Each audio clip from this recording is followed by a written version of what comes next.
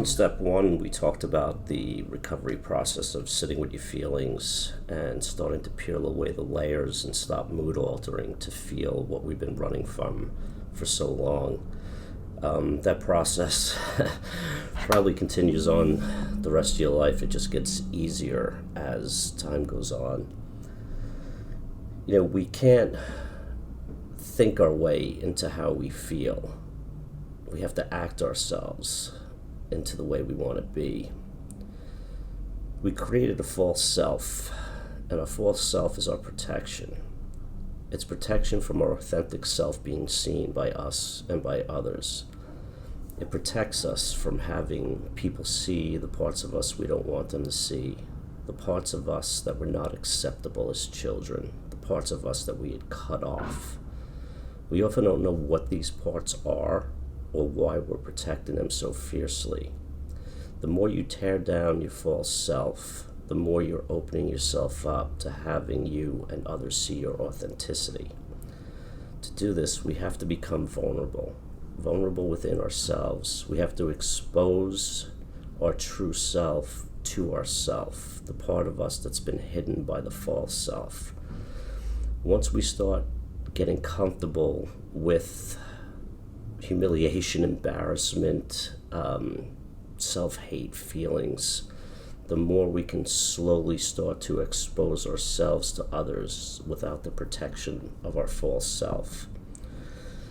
See, the exposure is allowing people to see us without our armor and dealing with the feelings that arise. This is a vital point in recovery. We cannot do this work sitting on the couch, reading, watching YouTube videos, whatever it is that you do for your recovery process and to gain enlightenment. It's important to do those things, but it's also very important. The next step is to get out and get some exposure. Put yourself in places that you want to be in, but you're afraid to be in. And as you do this over time, you keep moving forward a little bit more as you expose yourselves to these situations. The more you desensitize from the uncomfortable feelings, and the more empowerment you get over them, because we get to the point where we start to learn and trust and find a level of competency with situations we didn't think we could handle before.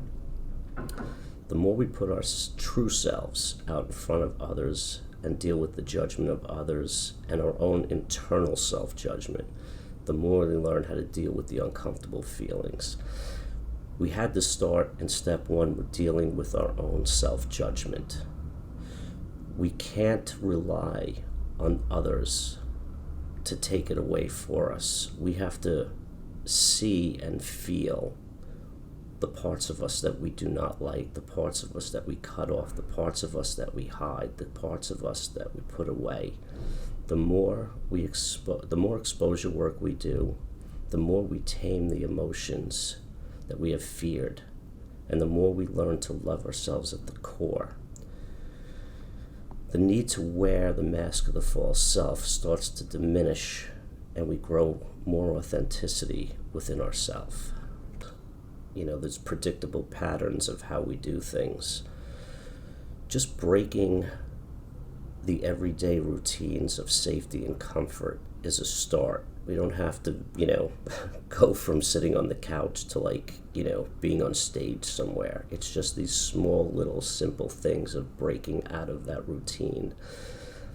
I think a lot of the fear for me has been that I think somewhere inside I kind of always known who I was and the potential I had to be the person I knew I could be, that I am. I was just fearful of lack of perfection. If I couldn't do it perfectly, I wouldn't start. I would be looking at the top of that mountain, feeling like I would never get there. We're not going to do this perfectly. The mistakes are part of the process. Putting yourself in situations where you're not comfortable and facing unknown responses teaches us how to be more authentic. If you're thinking and projecting of what this event's going to be, so if you're uncomfortable at like a communion, what I would do is when I was younger, I would play this through my head and almost have like a script so that I wasn't caught off guard. And I would keep to that script, so to speak. It doesn't help to plan out the entire day, week, month, year, hour. Sometimes you just gotta let go and go with it. Dismantling the false self is a very slow process. There's a lot of layers that we need to unravel or reveal. And when you pull away a layer, there's a rawness, an uncertainty, a fear, but there's also an excitement. With each layer you pull away, you get deeper and deeper within yourself and closer to that core. You could think of a false self as a character on a sitcom playing a role.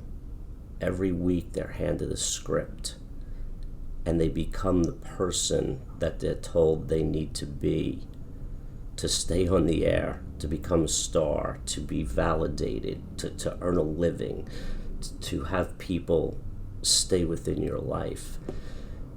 Picture somebody in a sitcom who has played the same role for, say, 17 years. We have seen this character grow and develop for almost 2 decades. Then put this actor in a role that is outside of the one in that sitcom. We find it very, very difficult to see him or her any other way but the role that they played all that time on TV.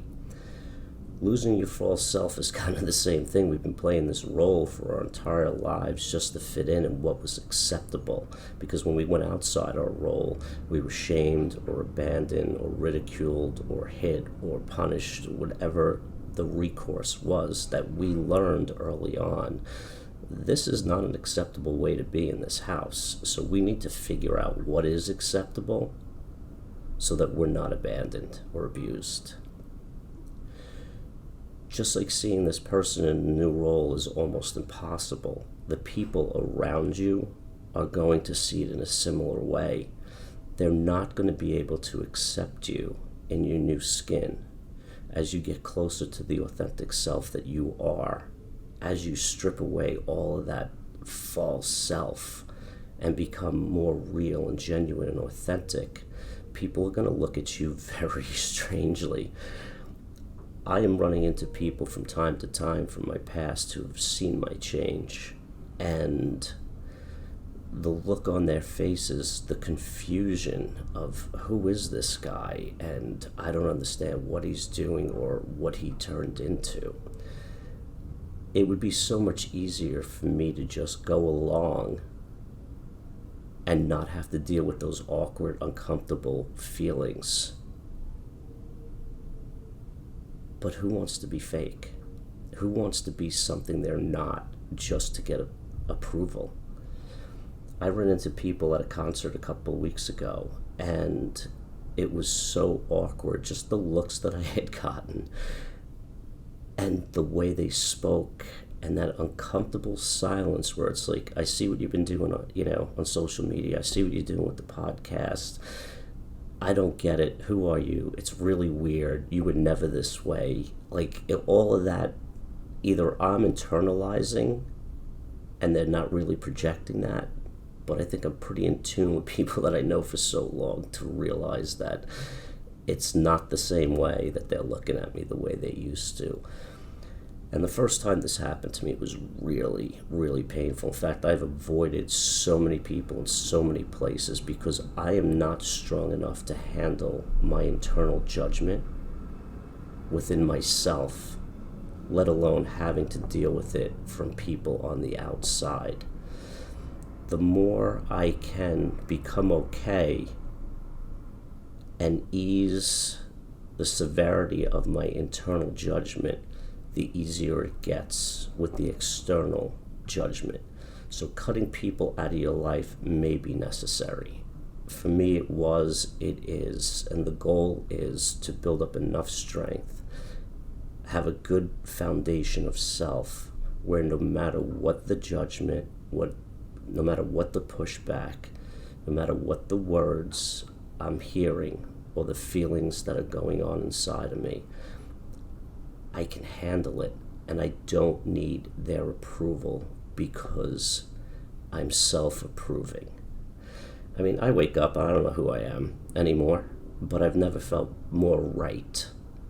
And when I look at it objectively from where I came to where I am now, if I was looking at somebody else doing this, I would have the same reaction that these people have towards me. Their reaction doesn't matter. What matters is how I react or not react to their reaction. It's all an inside job. It's not about them. It's not about them mirroring faces, how they mirror back to you. It's how you mirror yourself back to you.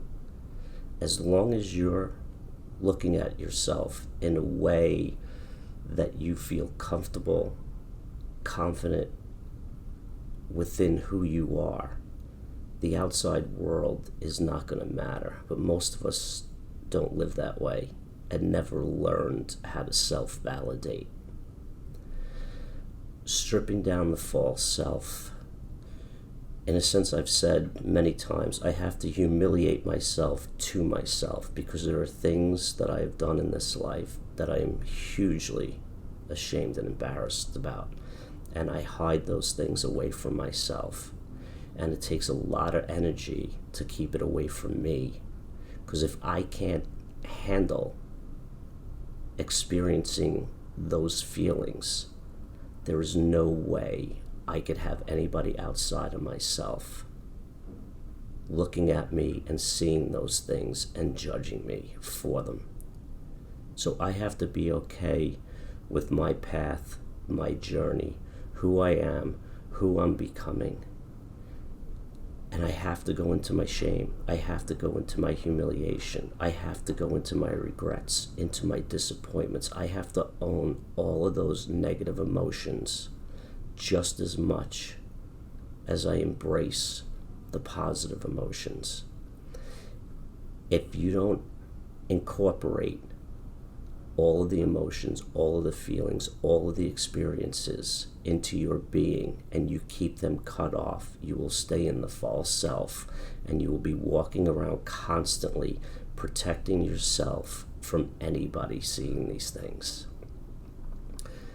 Take the time, do the work, find the places that you resist going to inside, and explore them, get comfortable with them, and then get out in the world and not worry about everybody else's reaction. Because if you're good with your reaction, that's all that matters. Thanks a lot. Hope you have a great day. Bye-bye. Thanks for listening. You can contact me at joeryan.com. Follow me on Instagram at joeryan. And if you want, you can leave us a review on iTunes. That'd be great. All right, take care.